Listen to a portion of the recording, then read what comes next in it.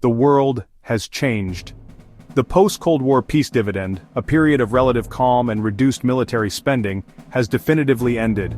A storm has been gathering on the horizon, and for France its thunder is now roaring directly overhead.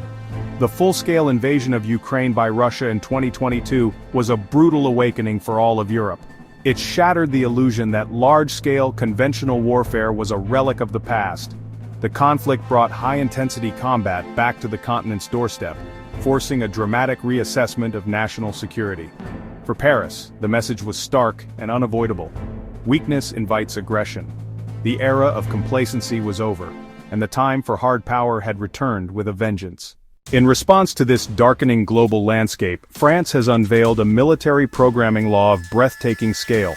The government has committed a staggering €413 billion to its armed forces for the period of 2024 to 2030. This is not a minor adjustment or a simple budget increase. It is a fundamental transformation of the French state's commitment to its own defense. The figure represents a nearly one-third increase over the previous multi-year military budget, making it the largest rearmament program France has undertaken in more than half a century.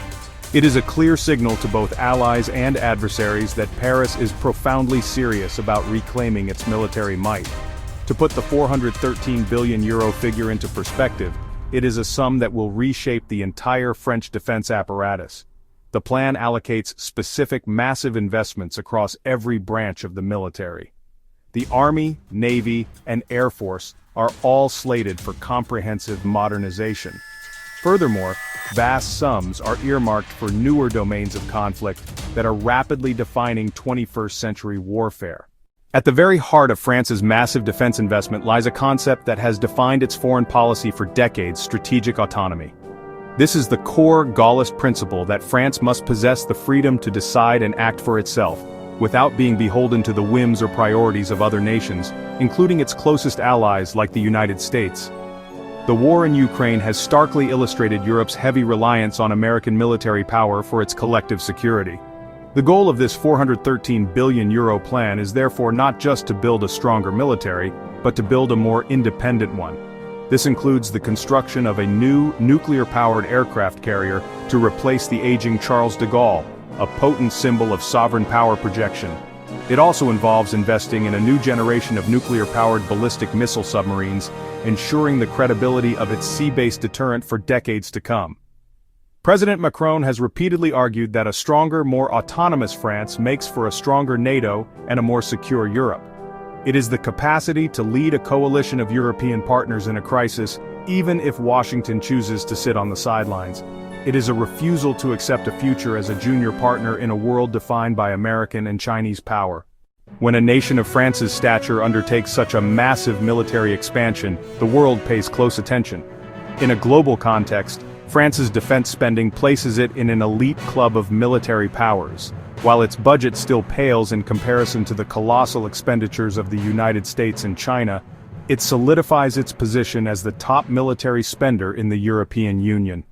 This move decisively separates France from its European neighbors, including historically significant military powers like the United Kingdom and Germany. France's strategy is different.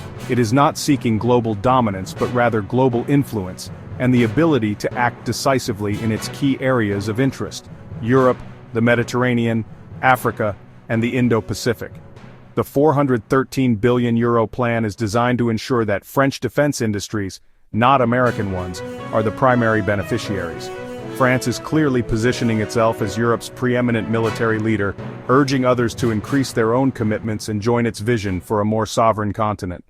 The €413 billion plan is not just about reinforcing old capabilities, it is a forward-looking investment in the technologies that will define the battlefields of tomorrow. This includes the ambitious Future Combat Air System, or FCAS, a Franco-German-Spanish project to develop a sixth-generation stealth fighter jet, complete with networked drones and a combat cloud. The French Army will receive thousands of new armored vehicles like the Griffin and Jaguar, which are fully digitized and networked for modern combined arms warfare. This monumental investment is also a powerful engine for the French economy. The plan is projected to create tens of thousands of skilled jobs, from engineers and technicians to factory workers. It is a modern form of industrial policy, using defense spending to foster innovation and maintain a high-tech manufacturing base within the country. By investing in its own industries, France ensures it can develop bespoke solutions for its unique strategic needs and avoids becoming a mere customer of American or other foreign defense giants. France's military buildup is fundamentally reshaping the security dynamics within Europe. With the United States increasingly focusing its attention on the Indo-Pacific, a void is emerging at the heart of the continent's defense. France is stepping forward, signaling its readiness and willingness to fill that void and assume a greater leadership role. This ambition carries both a heavy burden and a significant opportunity. For countries on the front line with Russia, such as Poland and the Baltic states, France's enhanced capabilities are a welcome development, but they will need to be convinced that Paris's commitment to their security is absolute. The opportunity lies in the potential to finally realize the long-cherished French vision of a powerful sovereign Europe. A militarily strong France can act as the backbone for a more integrated European defense structure.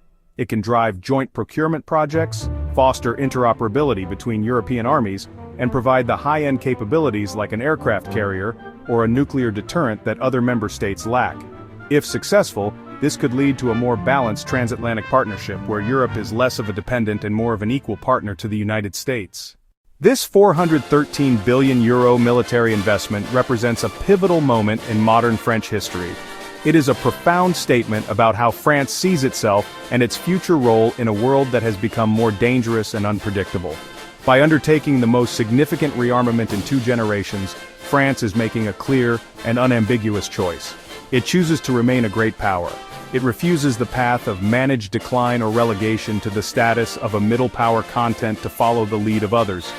The ultimate success of this endeavor will depend on more than just money and technology. It will require sustained political will, a robust economy capable of supporting this long-term commitment. It is a declaration that French exceptionalism is alive and well, backed by a new generation of military hardware. The plan aims to provide France with the tools to defend its interests, protect its citizens, and uphold its values. In the final analysis, France's skyrocketing defense budget is an answer to a fundamental question. What kind of nation does it want to be? The answer given by this plan is clear. It wants to be a nation that can protect Europe, project power across the globe, and determine its own destiny. It is a bold, expensive, and risky strategy, but one that Paris deems essential for navigating the turbulent waters ahead.